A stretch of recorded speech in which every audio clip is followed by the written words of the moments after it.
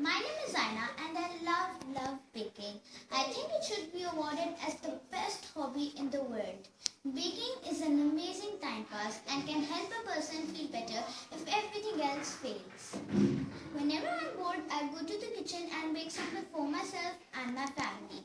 Baking is a source of relief and it helps me in many ways.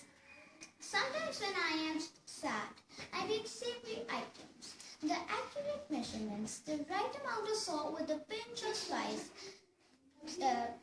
spices distracts my thought. And when I am angry, I bake a black forest cake. Now I know what you might be thinking, how baking a sweet cake curbs my anger. That is because it provides me with a challenge to balance the anger and my thoughts. By balancing the amount of chocolate and cherries and how an ingredient as soft as cream can hold everything together and happiness. Well, what better way to express happiness if not through chocolate, a soft buttery cupcake topped with salted fluffy frosting and a heap of sprinkles. I'm so thankful to the Germans for being the first people to have introduced cakes on birthdays.